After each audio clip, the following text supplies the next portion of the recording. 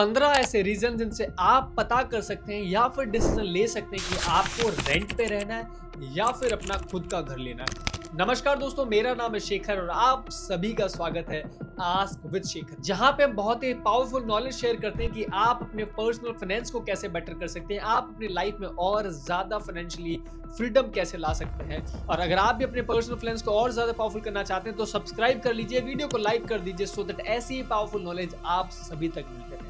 दोस्तों, अगर बात करें कि 15 ऐसे पॉइंट जिनसे आप पता करें कि आपको 20 से 30 हजार की ईएमआई ज्यादा बेटर है या फिर उस पैसे को रेंट पर देना चाहिए। रेंट हर महीने आपके पैसे को ड्रेन कर देता है। अगर आज आप वो पैसा ईएमआई में इन्वेस्ट करते हैं तो 10 साल 15 साल मैक्स 20 साल बाद आपके पास आपका खुद का घर होगा। वही अगर रेंट की बात करें तो 15 साल बाद भी आपको रेंट भरना पड़ेगा, 20 साल बाद भी भरना पड़ेगा। ना जाने 15 साल बाद आपकी फाइनेंशियल कंडीशन क्या हो या आपकी हेल्थ कैसी हो, सच में आप पे करने लायक है या नहीं है, सच में आपका मॉनेटरी उतना ज्यादा इनकम सोर्स है या नहीं है जो आज है। उसके बावजूद भी आपको घर में रहने के लिए, अपनी फैमिली को स्टेबिलिटी देने के लिए रेंट भरना पड़ेगा। बट वहीं अगर आप 15-20 साल तक ईएमआई भरते हैं तो कहीं ना कहीं आपके पास आपका खुद का घर होगा। हम इंडियंस की एक ही चाहत होती है कि हम बुढ़ापा अपने घर में निकालें। डेफिनेटली आज हम रेंटल घर में रह सकते हैं, एक यूथ है, डिफरेंट सिटीज में ट्रैवल करते हैं, बट एक इच्छा हम सभी इंडियंस की होती है या फिर हमारे पेरेंट्स की होती है कि कहीं ना कहीं बुढ़ापे में या फिर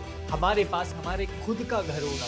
वहीं अगर आप घर ले लेते हैं तो कहीं ना कहीं आप अपनी जनरेशनल वेल्थ को बिल्ड करते हैं, आने वाली पीढ़ी के लिए कुछ ना कुछ ऐसा सॉलिड एसेट बिल्ड करते हैं जिसके कॉन्फिडेंस पे वो भी जिंदगी निकाल सके, वो भी अपनी लाइफ को अच्छे से जी सके। वहीं अगर आपको इन्फ्लेशन को बीट करना है तो रियल एस्टेट में इन्वेस्टमेंट सबसे बेस्ट इन्वेस्टमेंट है।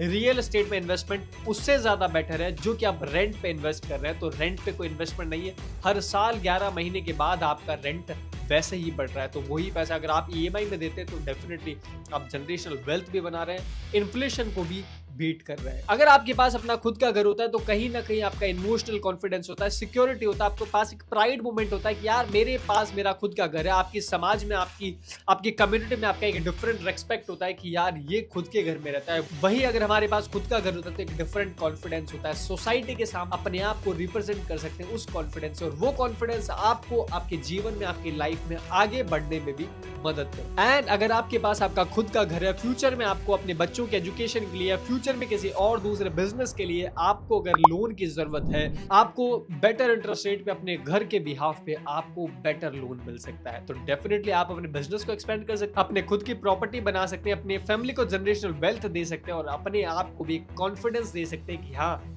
तेरे पास अपना खुद का। जितना जल्दी आप घर खरीदोगे उतना जल्दी फ्रीडम आएगा। अगर आप 30s में अपना घर ले रहे हो तो 50s में आप फ्री हो जाओगे, वहीं अगर आप 40s में ले रहे हो तो 60 में फ्री हो जाओगे। डिसीजन आपका है कि आपको कितना जल्दी अपना घर लेना है। वहीं अगर मैं बात करूं अपने घर, अपने अकॉर्डिंगली मॉडिफाई कर सकते हो, अपने अकॉर्डिंगली रिनोवेट कर सकते हो। वहीं रेंटल प्रॉपर्टीज में आपको ये सारे चैलेंजेस आने वाले हैं। अगर आप रेंटल प्रॉपर्टी में रहते हो तो डेफिनेटली आपके बच्चों को बार बार डिफरेंट प्लेसेस पे शिफ्ट करना पड़ता है, क्योंकि रेंटल घर का कोई गारंटी नहीं कि आज यहाँ पे है तो कल भी आपको यह रहने को मिल सकता है। जब भी आपके ऑनर को कुछ लगेगा वो डिफरेंट शिफ्ट करने के लिए आपको बोलेगा। अगर आप ऐसा करते हैं तो आपके बच्चों का स्कूल चेंज होता है, उनके दोस्त चेंज होते हैं, उनका एटमॉस्फेयर चेंज होता है, आपके फ्रेंड्स चेंज हो जाते हैं, और ऐसा बार बार करने से कई बार आपके बच्चों का मेंटली डिस्टर्बेंस भी होता है। वो अपने आप को ग्रो नहीं कर पाते क्योंकि उन्हें वो एटमॉस्फेयर नहीं मिल पाता जो सच में उनको मिल रहा था, या उसमें जैसे ही वो अपने आप को मर्ज करते हैं उन्हें फिर दूसरी जगह शिफ्ट होना पड़ता है। तो ये भी एक बहुत बड़ा चैलेंज है रेंटल प्रॉपर्टीज में। एंड आप अगर ईएमआईज पे करते हो अपने घर के लिए तो कहीं ना कहीं ना चाहते हुए भी आप अपनी प्रॉपर्टी बना रहे हैं, कहीं ना कहीं आप अपनी वेल्थ को बिल्ड कर रहे हैं। वहीं अगर आप रेंट भर रहे हो ना चाहते हुए भी तो कहीं ना कहीं आप अपने पैसे को उसी दिन खत्म कर जाते हैं जिस दिन आपने रेंट की प्रॉपर्टी को एक्सपीरियंस किया या फिर उसको यूज किया।